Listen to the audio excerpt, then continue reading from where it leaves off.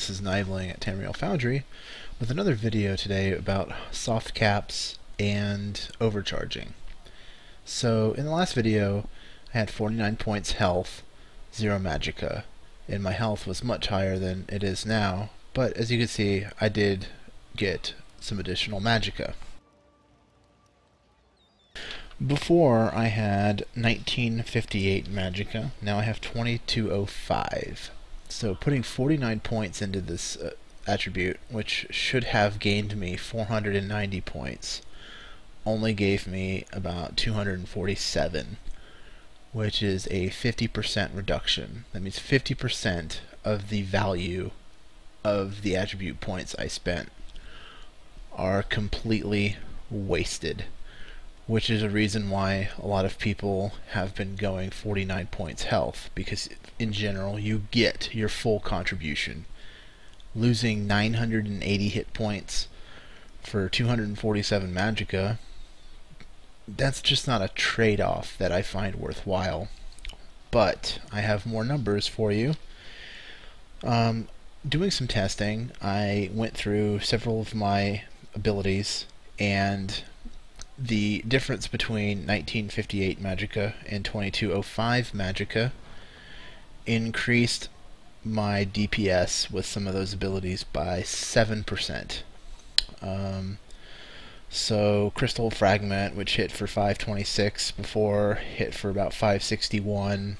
The Mage's Fury hit for 142, went to 152, and the Explosion portion of that to kill something after it's below 20% health, that went from about 454 to 485.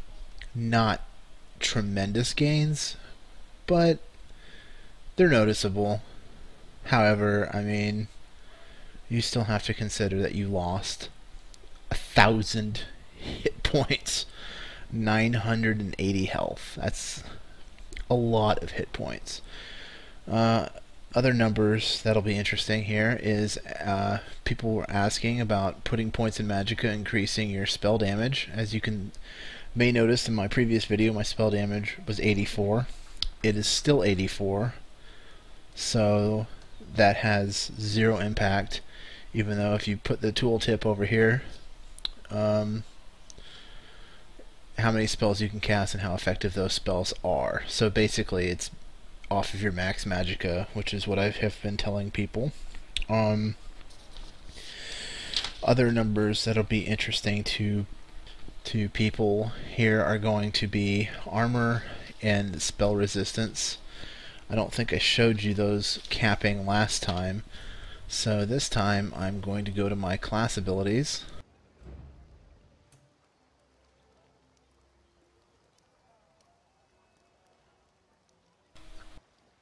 I'm going to pick up Boundless Storm, which is a morph for lightning armor. Now we're going to cast it.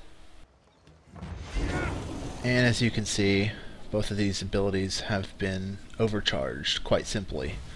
Which is why heavy armor tanking as a sorcerer may not be the best option. This also can go with the Dragon Knight, which has the armor increasing ability as well. So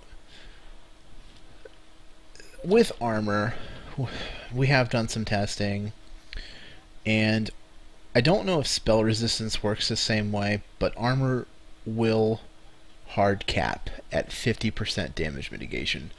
So when you reach a certain level of armor, which generally is not that far past where it hard caps, or I mean soft caps and starts to overcharge, your mitigation will eventually cap out at 50%. So if an ability hits you for 200 before mitigation, the most you can reduce it without using certain abilities, there's a Dragon Knight ultimate that really comes to mind here, is 100 points of damage. So stacking things like armor and spell resistance at a certain point are not going to be worthwhile in the long run. Please, no more. Here, take it. I guess somebody's doing a quest over here. You can hear the NPC in the background. Another thing that I want to talk about too is something that I've seen some people bring up as a point of contention regarding Bretons, and that's spellcast reduction.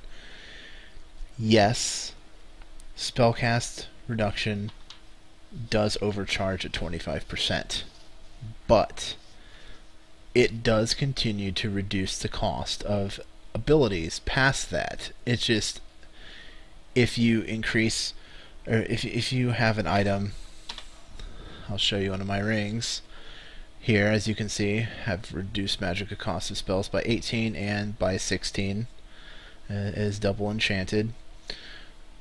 So 34 points total of reduced Magicka cost by spells.